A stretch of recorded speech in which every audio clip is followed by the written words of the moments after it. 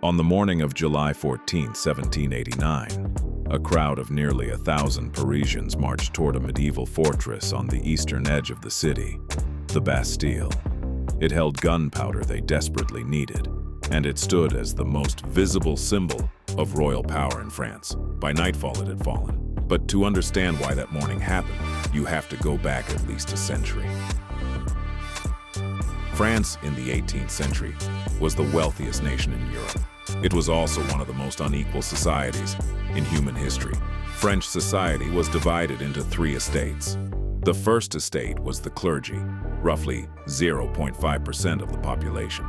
They owned 10% of all land in France and paid no taxes whatsoever. The second estate was the nobility, another 1.5% of the population. They owned 25% of the land and also paid no taxes. The third estate was everyone else, 98% of the French population.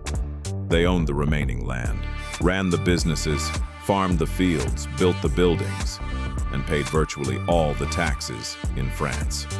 This system had existed for centuries, but by 1789, it was collapsing under its own weight. King Louis XVI had inherited not just a throne, but a financial catastrophe. France was effectively bankrupt. Decades of war, including funding the American Revolution, had left the royal treasury empty. Louis tried to tax the nobility. The nobility refused. He tried to borrow more money. The banks said no. In desperation, he called the Estates General, a meeting of all 3 estates that hadn't been convened in 175 years. It was supposed to solve the financial crisis.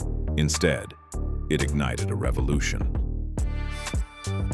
The Third Estate arrived at Versailles in May 1789, representing 98% of France. They expected meaningful representation. What they got was a voting system designed to ensure the First and Second Estates always outvoted them. 1 estate, 1 vote. 2 privileged estates against 1 estate, representing nearly everyone. On June 17, 1789, the Third Estate did something that had never been done in France before. They declared themselves the National Assembly, the true representatives of the French people. Louis locked them out of their meeting hall. They broke into a nearby tennis court and swore an oath not to disband until France had a constitution. This moment, the tennis court oath, was the first act of the revolution. Not the storming of the Bastille, not the guillotine. A group of exhausted men standing in a tennis court swearing they would not go home. Louis responded by surrounding Paris with 30,000 soldiers.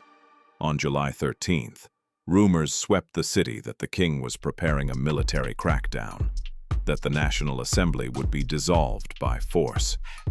People began arming themselves with whatever they could find. They needed gunpowder. They knew where it was. The Bastille was not primarily a prison in 1789. It held only 7 prisoners on the day it fell. 4 forgers, 2 lunatics, and 1 aristocrat, imprisoned at his own family's request. But it held gunpowder, and it was the most visible symbol of royal tyranny in Paris. At approximately 10 in the morning, the crowd arrived at its gates. The governor of the Bastille, the Marquis de Launay, stalled for time, waiting for royal troops to arrive and rescue him.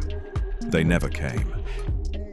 At around 3 in the afternoon, the crowd surged forward. The drawbridge fell. Within minutes, the Bastille had fallen. Delaunay was seized by the crowd, dragged through the streets of Paris, and killed. His head was placed on a pike and paraded through the city. Louis XVI wrote one word in his diary that night. Rien. Nothing. He had gone hunting that day and found nothing to shoot. Your Majesty, he had no idea that everything had just Bastille changed. has fallen. When a messenger woke him that night to tell him the Bastille had fallen, Louis asked, "Is it a revolt?"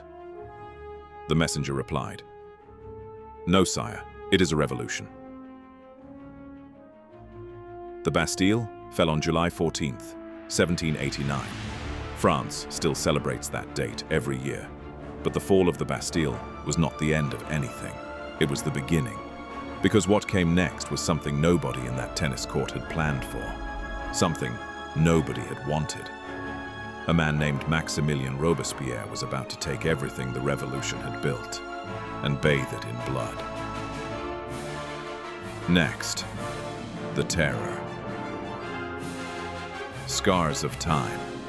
Histories that scarred the world.